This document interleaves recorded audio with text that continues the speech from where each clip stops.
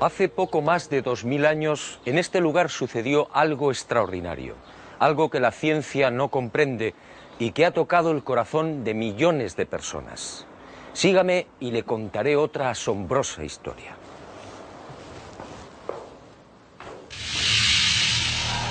Todo empezó con el ajusticiamiento de un hombre. Fue brutalmente torturado.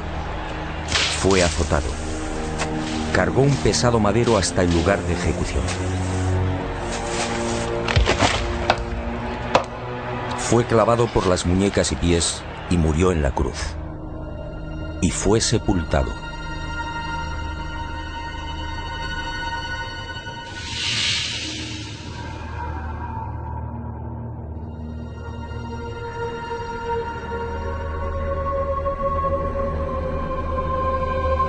Y sus restos fueron envueltos en un lienzo de lino.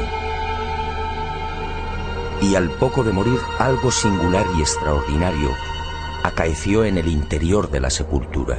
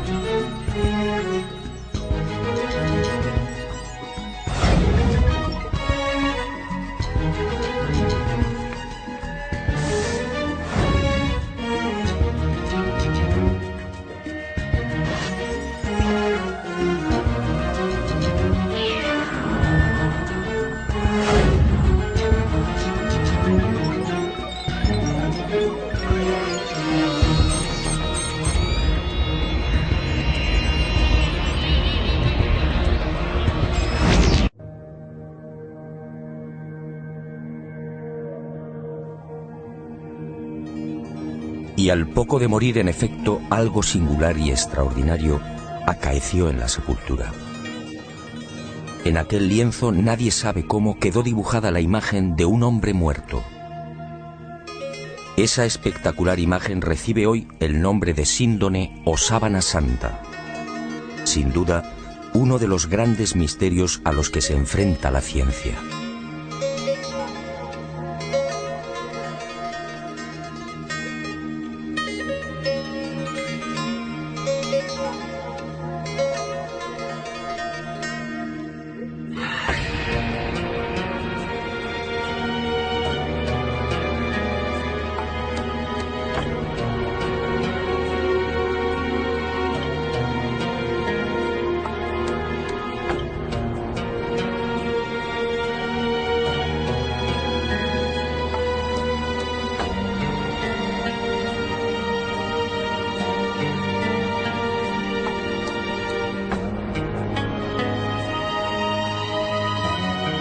Tras aquel enigmático y trascendental suceso que los creyentes en Jesús de Nazaret identifican con la resurrección, el lienzo de lino desaparece y se ve envuelto en toda clase de leyendas y rumores.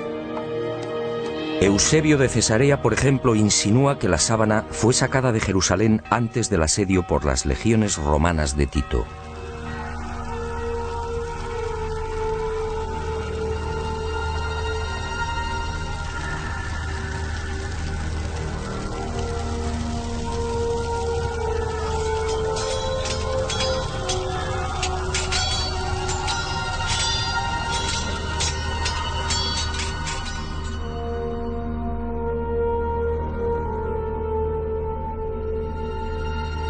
y los discípulos del Maestro pudieron ocultarla en la ciudad de Pela, al este del Jordán. Los evangelios apócrifos, en cambio, señalan otro destino y narran la historia de un rey sirio, Apgar, enfermo de lepra, que al saber de los prodigios de Jesús le ruega que lo cure. En una más que supuesta carta, Jesús responde anunciándole que una vez cumplida su misión enviará a Edesa, la actual ciudad turca de Urfa, a uno de sus discípulos para sanarle.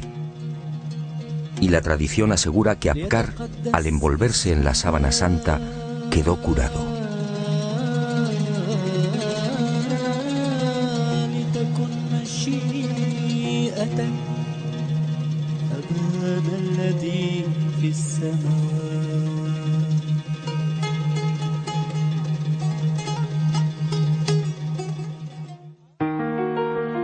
Al margen de estas leyendas, lo que parece más probable es que el lienzo terminara saliendo de Jerusalén por simples razones de seguridad. Como es sabido, la ley mosaica prohíbe el contacto con cadáveres o con restos funerarios. Este era el caso de la sábana santa. En opinión de muchos exégetas, los discípulos de Jesús, al hacerse con el lienzo mortuorio, se vieron en la necesidad de trasladarlo lejos de Israel, ocultándolo en alguna de las nacientes comunidades cristianas de Asia Menor. Y Edesa fue el lugar elegido, quién sabe si por la protección del mítico rey Apgar.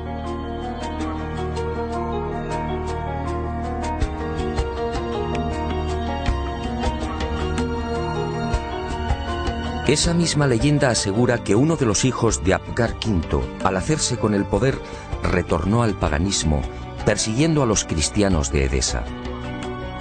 Y la sábana fue escondida en el interior de la muralla, sobre la puerta occidental. Después, durante siglos, silencio.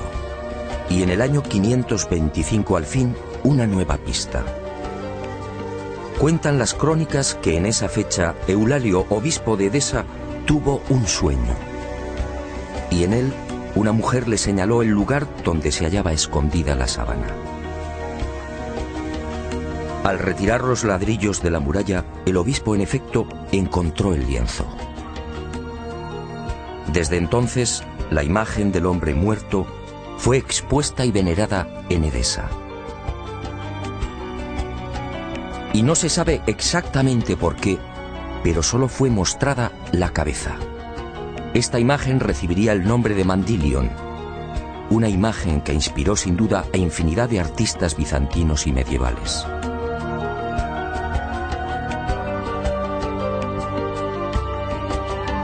Y durante 400 años el lienzo permaneció en Edesa, pero su fama llegó hasta los confines de la cristiandad.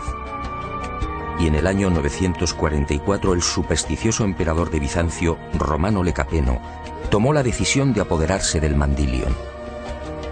Suponía que así, con la sábana en su poder, obtendría la protección divina. Y un poderoso ejército rodeó Edesa. La sagrada reliquia una vez más sería causa de muerte y sufrimiento.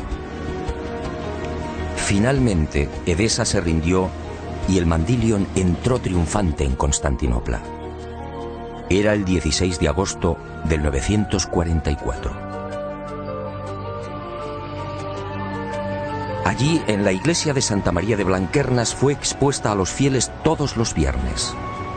Robert de Clary, soldado y cronista de la mal llamada Cuarta Cruzada, dejó testimonio de ello. Había en Constantinopla, entre otros, un monasterio que se llamaba Nuestra Señora Santa María de Blanquernas, donde se conservaban las síndones en que nuestro Señor fue envuelto, que cada viernes se mostraba vertical, de modo que se podía ver bien la figura de nuestro Señor. Y de nuevo la guerra y el fanatismo religioso silenciaron el ya arduo peregrinaje de la sábana. En la noche del 9 al 10 de abril de 1204, los cristianos atacan Constantinopla. La ciudad arde y la síndone desaparece. No existen documentos que certifiquen su nuevo destino y los nuevos propietarios, pero todo señala a los caballeros templarios como los custodios del lienzo, al menos durante un siglo. No es ningún secreto que la Orden del Temple se funda, entre otras razones, para tratar de reconquistar Tierra Santa y, sobre todo, para poner a salvo determinados símbolos y objetos religiosos. Entre los más importantes, el cáliz de la Última Cena, el Arca de la Alianza y, sobre todo, la Sábana Santa.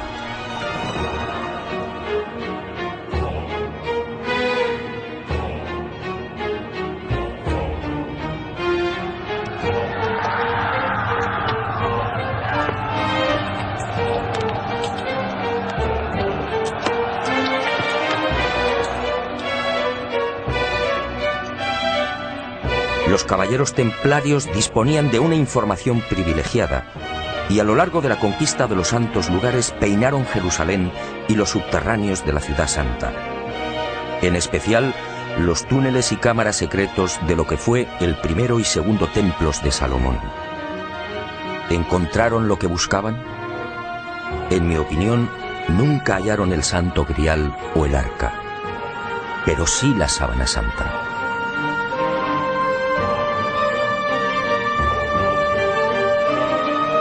Se sabe que las múltiples reliquias reunidas por los templarios permanecen en la fortaleza de San Juan de Acre, en la costa norte del actual Israel, hasta 1291.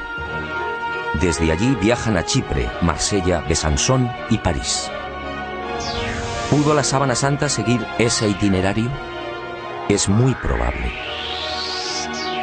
Uno de los indicios que apunta a los templarios como los secretos propietarios de la síndone durante 145 años es la acusación por parte de la Santa Sede de venerar a un extraño rostro al que llamaban Baphomet, un rostro sospechosamente parecido al de la Sábana Santa.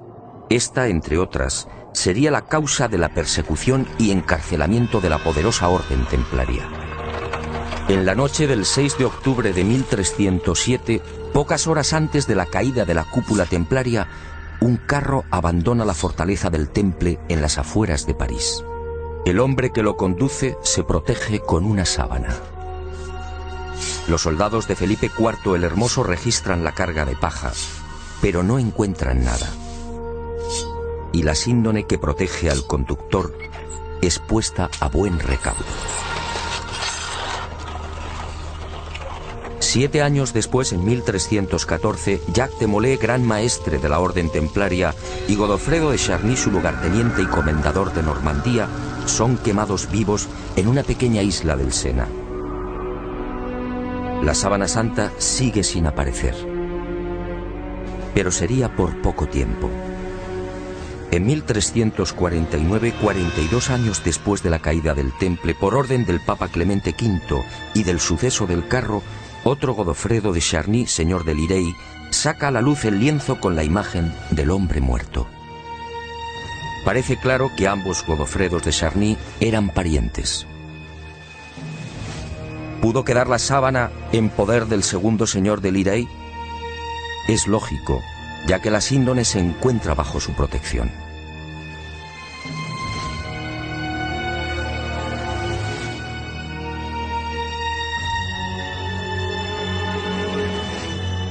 Y el sagrado lienzo es expuesto de nuevo a la veneración pública. Pero el azaroso peregrinaje de la síndone no ha terminado. Unos 60 años más tarde, en 1415, Margarita de Charny, nieta de Godofredo y casada con el señor de San Hippolyte-sur-le-Duc, retira la sábana de la colegiata de Lirey. Tiene miedo a los pillajes que ha generado la guerra de los 100 años. Y el lienzo es trasladado al castillo de San Hippolyte. Al enviudar, la pésima situación económica de Margarita le obliga a exponer la sábana, obteniendo así algunos dineros.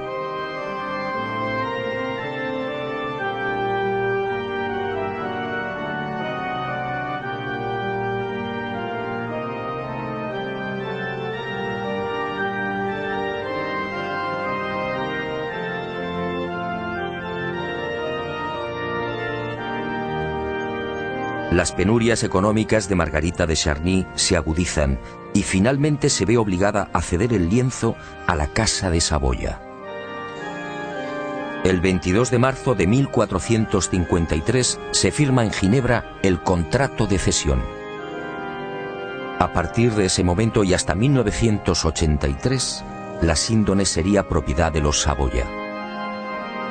El 18 de marzo de ese año, los herederos de Humberto II de Saboya, ex rey de Italia, entregarían la sábana santa al Vaticano.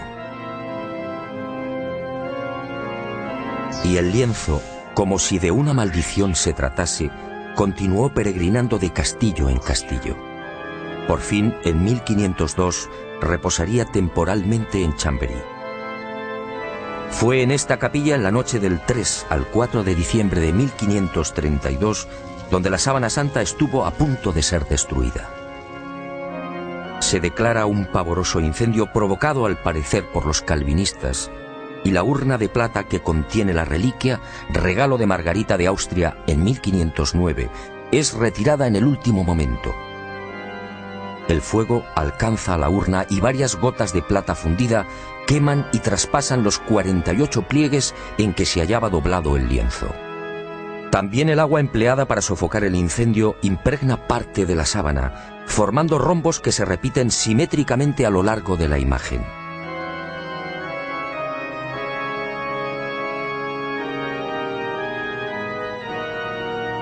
Y las monjas clarisas de Chambéry remiendan los desperfectos y cosen un forro en la parte posterior del lienzo.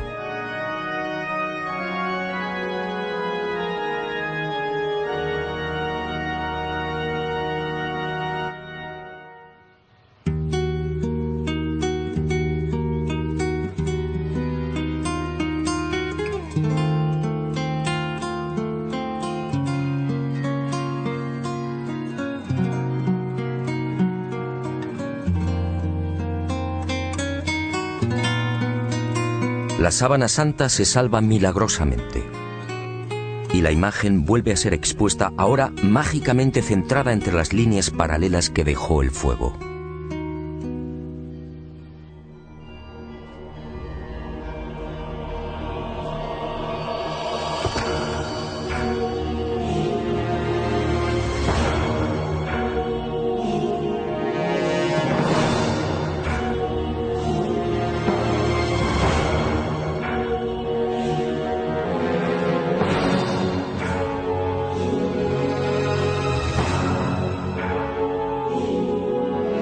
Y el peregrinaje de la síndone toca a su fin. En 1578 se declara una epidemia de peste en Milán. San Carlos Borromeo, entonces cardenal de la ciudad italiana, hace una solemne promesa. Si desaparece la peste, caminará hasta Chambéry arrodillándose ante la síndone. La epidemia remite y el cardenal se dirige a Francia. Pero la Casa de Saboya, propietaria de la reliquia, se apiada de Carlos Borromeo y para evitar que cruce los Alpes traslada la sábana santa a mitad de camino entre Milán y Chambéry. Y el 8 de octubre de ese histórico 1578 el lienzo ingresa en la Catedral de Turín. Un siglo después, en 1694, pasaría a la capilla diseñada por Guarini y allí ha permanecido hasta nuestros días.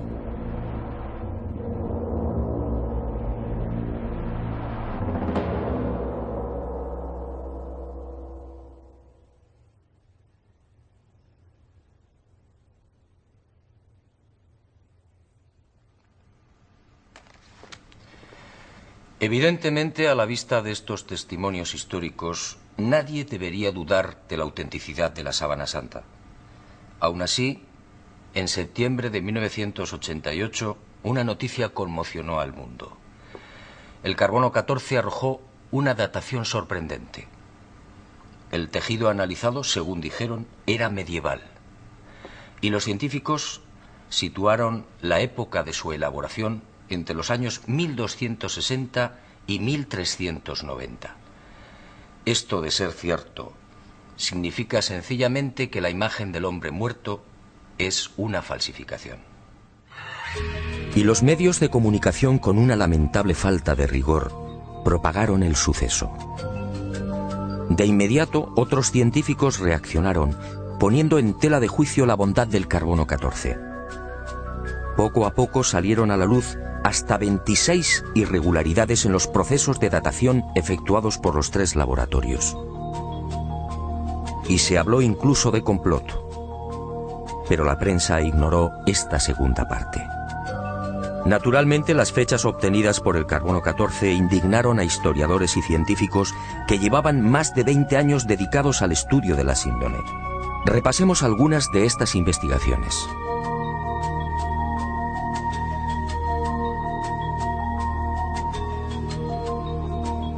El fotógrafo turinés Secondo Pia recibe el encargo de la Casa de Saboya de tomar varias imágenes de la Sábana Santa. Son las primeras fotos de la síndone. Al revelar las enormes placas, el fotógrafo queda perplejo. Los negativos en realidad son un positivo. Y el mundo contempla por primera vez el auténtico rostro y la imagen real del hombre muerto. La síndone, por tanto, es un negativo fotográfico. ¿Había fotógrafos en los siglos XIII y XIV? Un primer grupo de expertos examina la síndone y toma muestras de los hilos de lino. Nuevas sorpresas. No hay pintura, tintes ni pigmentos. Nadie se explica la formación de la imagen. El profesor Raes del Instituto de Tecnología Textil de Gante analiza estos hilillos y descubre con el microscopio la presencia de fibras de algodón.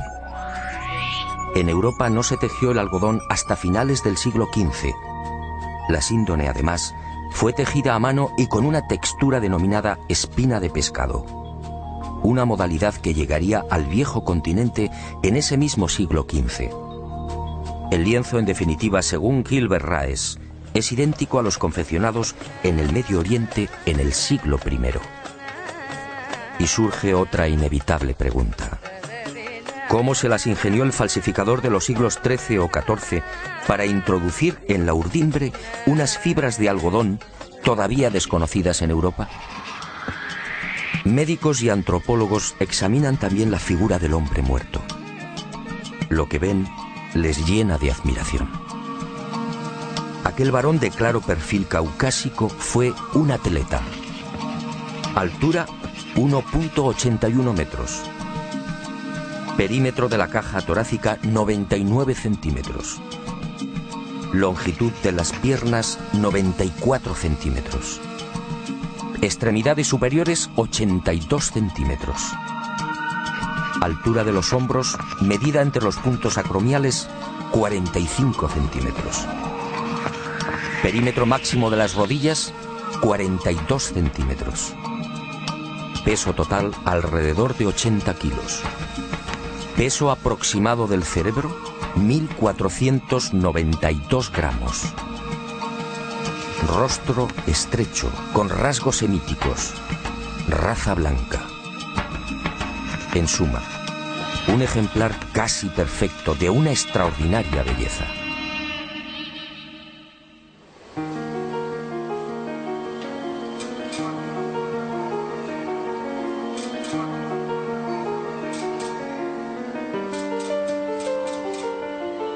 Los científicos tratan de imitar la imagen de la Sábana Santa y utilizan toda clase de procedimientos. Pinturas, soluciones acuosas, calco sobre cadáveres e impresión al fuego. Los resultados, como es fácil apreciar en estas copias, son decepcionantes.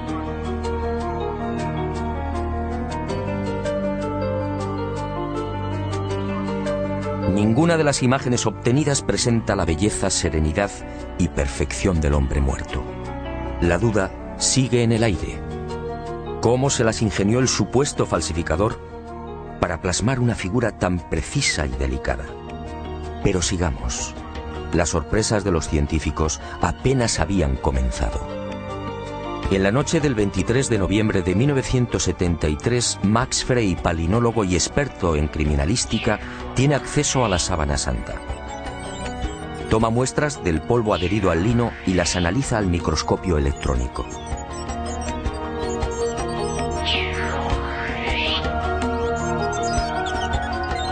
Entre los hilos del tejido fueron apareciendo ejemplares de polen de plantas típicamente palestinas. La asueda fue una de las primeras. Después llegaron otros pólenes de la flora halofita que creció en el Negev y en los estratos sedimentarios del lago de Genezaret hace 2000 años. Plantas hoy extinguidas cuyos pólenes fueron arrastrados por los vientos hasta la ciudad de Jerusalén. Y allí quedaron prisioneros entre los hilos de la síndone.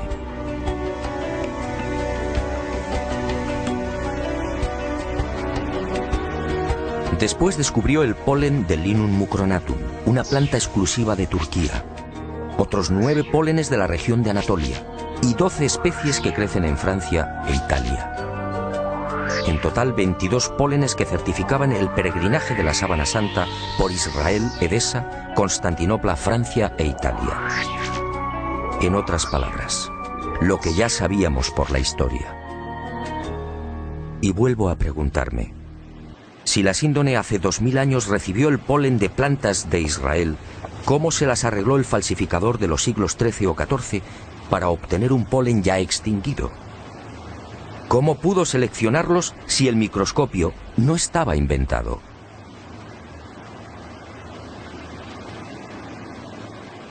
Los descubrimientos de Max Frey, en efecto, hablan por sí mismos. La presencia del polen debería de haber sido más que suficiente para silenciar a cuantos negaban la autenticidad de la síndone. Pero el carbono 14 siguió eclipsando estos aplastantes hallazgos científicos. Tampoco era de extrañar al tratarse de la supuesta imagen de un dios. Si la síndone hubiera contenido la figura de Napoleón o de Ramsés II, el enigma se habría zanjado rápidamente. También en 1973 se llegaron a otras no menos interesantes conclusiones. En la Sábana Santa no hay un solo indicio de putrefacción. ¿Cómo era posible? Si la imagen era el resultado de la aplicación a la tela de moléculas orgánicas, bien de origen natural o artificial, ¿cómo explicar que el intenso calor generado por el incendio de Chambéry no hubiera modificado su color? Incluso las zonas que estuvieron en contacto con las gotas de plata fundida conservan la misma tonalidad y densidad que el resto. De haber sido una falsificación, esas regiones aparecerían claramente alteradas y descoloridas. Y la ciencia prosiguió su espectacular avance. En octubre de 1978, un nutrido grupo de científicos tuvo acceso a la síndone. Era el proyecto STURP, la mayor parte perteneciente a la NASA. Y la Sábana Santa fue sometida a una minuciosa y amplísima batería de experimentos científicos. Los resultados, una vez más, impresionaron a los especialistas. Veamos algunos de ellos. En la imagen del hombre muerto se observan numerosos coágulos, manchas y reguerillos de sangre. Pues bien, nadie logró explicar por qué esos coágulos aparecen intactos y con los bordes perfectamente definidos. Si aceptaban la hipótesis del robo del cadáver, dichas manchas tendrían que haber sufrido las lógicas roturas y desflecados. Al introducir un escáner entre el lienzo y el forro cosido por las monjas clarisas de Chambéry, se observó que la sangre había penetrado también en el reverso del lienzo. Aquella sangre era del grupo AB, muy común entre los judíos. Las diferentes analíticas y pruebas hematoscópicas demostraron la presencia en la imagen de sangre venosa y arterial, así como de la albúmina del suero sanguíneo. Y el veredicto del carbono 14 quedó nuevamente en ridículo. ¿Qué falsificador de los siglos XIII o XIV tenía la capacidad para aislar y distinguir el grupo AB o la sangre venosa del arterial? Como es sabido, mucho después, en el siglo XVI, el español Miguel Servet fue condenado a la hoguera por asegurar, entre otras cosas, que la sangre circulaba. Y los científicos volvieron a comprobar lo que ya se sabía: ni rastro de pintura ni de pigmentación alguna. Aquel supuesto falsificador efectivamente tuvo que ser un genio. Otra de las sorpresas llegó al explorar los hilos. En este tipo de tejido, cada hilillo está integrado por unas 200 fibras. Vistas al microscopio parecen cañas de bambú. Pues bien, De esas 200 fibras, solo 2 o 3, las más superficiales, aparecían chamuscadas. Solo 2 o 3 eran las responsables de la formación de la imagen. En un primer momento, los científicos atribuyeron el abrasamiento de las hebras superficiales a una misteriosa y desconocida radiación. Una energía intensa y brevísima. Solo así podía explicarse una imagen tan superficial. Después, al examinar las fibras con el microscopio de contraste de fases, se percataron de algo mucho más sutil. Las hebras en realidad no estaban quemadas. Las fibras habían sido deshidratadas, es decir, envejecidas y oxidadas en centésimas de segundo. En suma, se habían vuelto amarillas exactamente igual que amarillea el lino con el paso del tiempo. El resto de las fibras, sin embargo, conservaba la frescura y el color más claro, propios de un lino no envejecido artificialmente. Lo que los ojos aprecian en la síndone, por tanto, no es otra cosa que un cambio de tonalidad en las referidas fibras superficiales. Increíble, sí. La imagen del hombre muerto, según los científicos, tiene su origen en un singular mecanismo de envejecimiento. Dos de los científicos del proyecto Sturm, los entonces capitanes de las Fuerzas Aéreas norteamericanas, Jackson y Jumper, serían los descubridores de otra de las singularidades de la imagen de la sábana santa de Turín. Al detectar aquella anomalía, sus esquemas mentales se vinieron abajo definitivamente. Trabajando con las computadoras, se percataron de algo aparentemente imposible. La imagen era tridimensional. Al contrario de lo que sucede con una fotografía normal y corriente, la imagen del hombre muerto conservaba una información subterránea, solo detectable con los ordenadores. Aquella no era una imagen plana. La intensidad luminosa de cada punto era distinta y dependía de la distancia del cuerpo al lienzo. El hallazgo fue tan asombroso que los capitanes repitieron el experimento una y otra vez, utilizando incluso voluntarios envueltos en sábanas. El microdensímetro escandidor y el VP8, la computadora utilizada para la recepción y recomposición de los millones de dígitos, arrojaron siempre el mismo resultado. Las zonas del lienzo que tocaban el cadáver, la nariz por ejemplo, disfrutaban de una luminosidad superior a las que se hallaban más alejadas del cuerpo. Nuevo mazazo al carbono 14. Que se sepa, solo en el siglo XX y con dificultades fue posible la maravilla de la tridimensionalidad. En el transcurso de estos experimentos, Jackson y Jumper fueron a descubrir otro singular detalle. Al examinar las espaldas del hombre muerto, comprobaron que los músculos dorsales y deltoides aparecían extrañamente abombados. Esto llevó a los científicos a la siguiente deducción. Durante el proceso de formación de la imagen, el cadáver tuvo que permanecer inmóvil e ingrávido, es decir, en el aire. Y a Jackson y Jumper les corresponde también el descubrimiento de la primera pista de un hallazgo que me atrevo a calificar de definitivo y que fija la fecha de la aparición de la imagen. Ocurrió mientras trabajaban con la tridimensionalidad. De pronto, sobre los ojos descubrieron dos círculos. ¿Se trataba de monedas? Esa justamente era la costumbre judía en los enterramientos próximos al sábado. Los párpados del difunto eran cerrados y sobre ellos se depositaban sendas monedas. Al poco, el padre Filas, jesuita norteamericano, redondeó el descubrimiento. Sus pesquisas entre los más destacados numismáticos dieron fruto.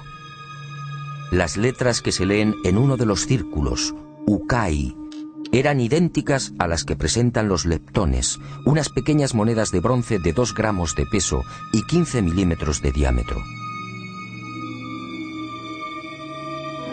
Unas monedas acuñadas por Poncio en la provincia romana de la Judea entre los años 29 al 32.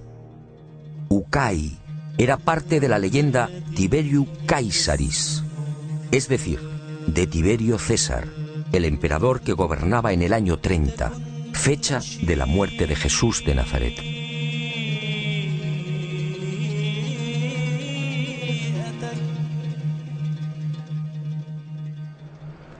Como hemos visto, hay argumentos y pruebas científicas que demuestran sobradamente la autenticidad de la sábana santa. Alguien hace 2000 años, en aquel sepulcro, manipuló el tiempo e hizo desaparecer el cadáver. Una medida tan respetuosa como inteligente. ¿Imagina usted lo que habría sucedido si la humanidad hubiera conservado los huesos de Jesús de Nazaret?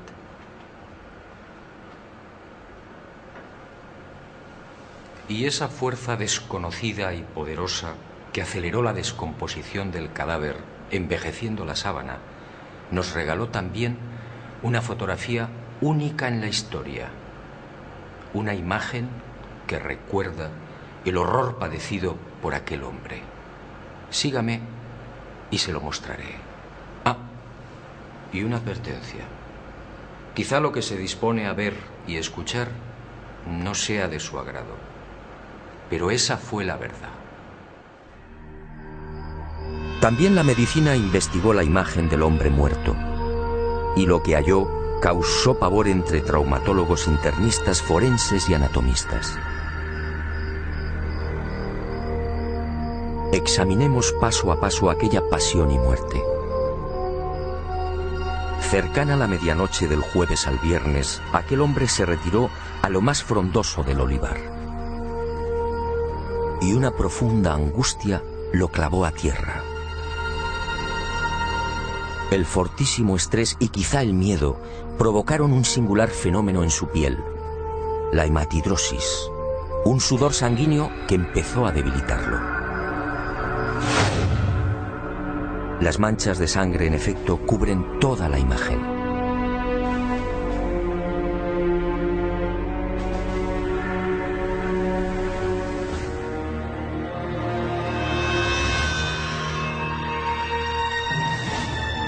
Y al estudiar el rostro, los médicos descubrieron otro detalle aterrador.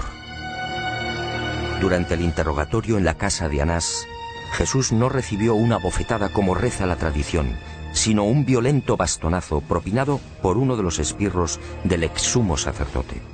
El palo de unos 5 centímetros de diámetro hundió la nariz y provocó un gran hematoma en el pómulo derecho. Así quedó reflejado en la síndone.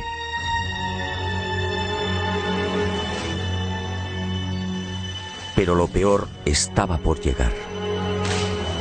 Al examinar las imágenes frontal y dorsal, patólogos y forenses palidecieron.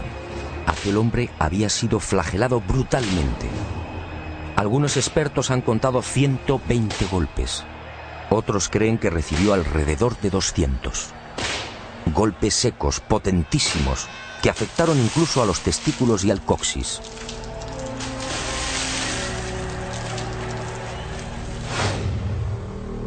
Golpes diabólicamente estudiados que no afectaron a la zona del corazón, evitando así la muerte prematura del reo. El mapa de los azotes no precisa de mayores comentarios.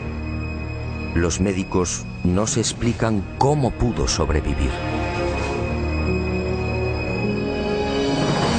Coronación de espinas. La soldadesca romana de la fortaleza Antonia fabricó un casco con la Potherium spinosum, una zarza muy abundante en Palestina. Un matorral armado de púas rectas y en forma de pico de loro, de hasta 6 centímetros de longitud. Y el yelmo fue encajado sin piedad en la cabeza del hombre, afectando a nuca, cuero cabelludo y frente.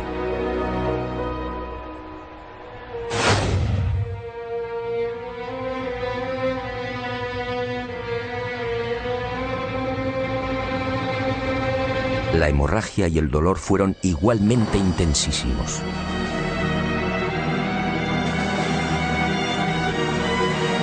Minutos después, maltrecho, debilitado y febril, el reo se vería obligado a cargar sobre los hombros el madero transversal de la cruz, el patibulum, un tronco áspero y agresivo de unos 35 o 40 kilos de peso.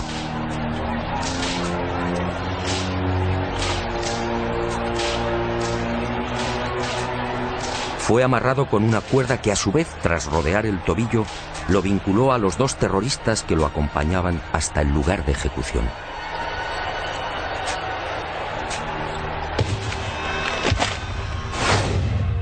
Y en esos 500 o 600 metros, la tortura de las caídas, los violentos impactos del rostro contra las piedras, las rodillas destrozadas, los dientes quebrados y los mechones de barba arrancados por los soldados al intentar levantarlo. La imagen de la sábana santa es fría y certera.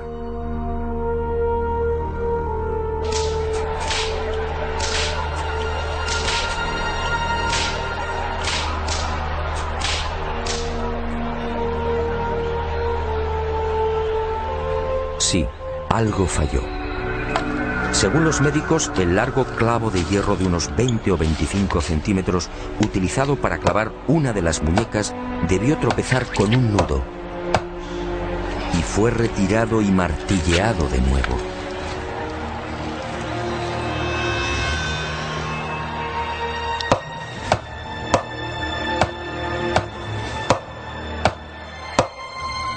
El hombre de la sábana fue atravesado no por las palmas de las manos, sino por las muñecas, bien por el llamado punto de Destot o por la articulación radiocubital inferior.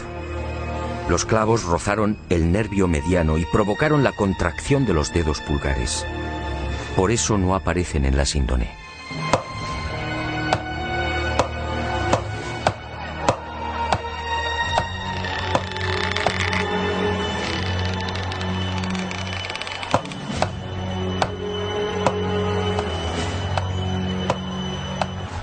Con el tercer clavo, según los médicos, no hubo problemas. Entró limpiamente cosiendo ambos pies al madero vertical. Y la pierna izquierda permaneció flexionada. Así aparece en la imagen de la síndone como consecuencia del rigor mortis. El final se acerca y el suplicio va alcanzando unos límites difíciles de imaginar. El reo necesita respirar. Para ello solo dispone de un sistema: apoyarse en el clavo de los pies y alzarse a pulso milímetro a milímetro, con la ayuda de los clavos que perforan las muñecas. El corazón bombea desesperadamente, alcanzando hasta 180 pulsaciones por minuto. A los 10 o 12 minutos, pérdida de conocimiento. Pero el hombre se recupera. Nueva lucha para obtener un poco de oxígeno. La tetanización gana la batalla. Las piernas quedan inutilizadas. Ahora solo puede alzarse con el auxilio de las muñecas y músculos de los hombros. El cataclismo es generalizado. Finalmente el corazón se rompe. La agonía se ha prolongado durante hora y media. La medicina, perpleja, sigue muda.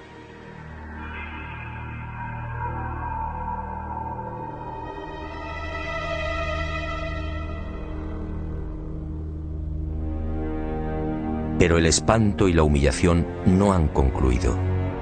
Uno de los soldados alancea el costado derecho del crucificado. Los médicos exploran la síndone y se muestran de acuerdo. Al recibir la lanzada, el hombre ya estaba muerto.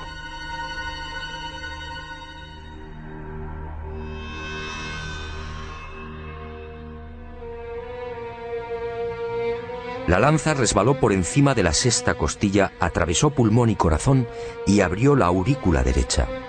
Y manó sangre y agua. Sangre de la vena cava superior.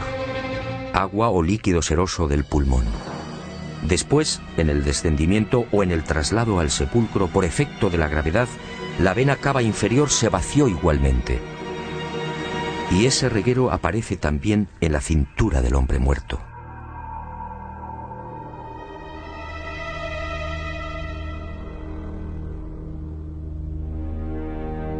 Y llegamos a una de las preguntas clave. ¿Quién era este hombre? ¿Se trataba de Jesús de Nazaret? Los especialistas en cálculo de probabilidad matemática han sido rotundos. Según Paul de Gail, ingeniero y jesuita francés, la posibilidad de que no fuera Jesús es de 1 contra 225.000 millones. En palabras del médico italiano Tino Zeuli, esta probabilidad es la misma que tiene una piedra de convertirse en pájaro y salir volando.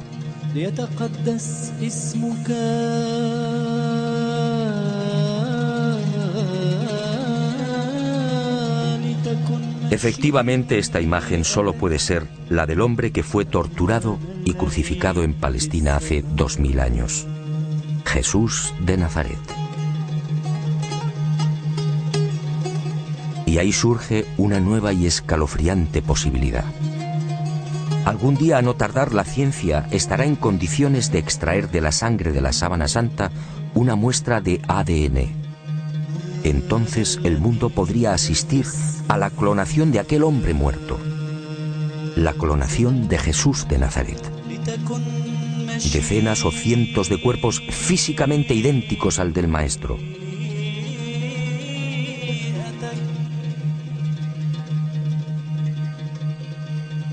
Y desde algunos sectores de la Iglesia se han alzado voces de advertencia. Atención, mañana el mundo podría comerciar con el cuerpo del Galileo.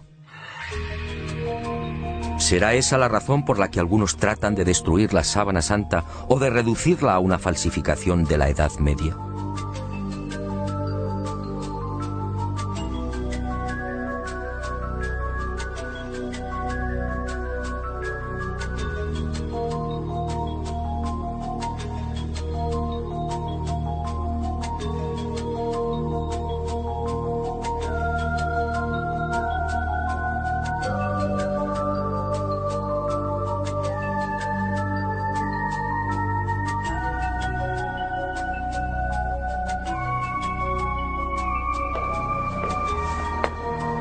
Ahora lo sé.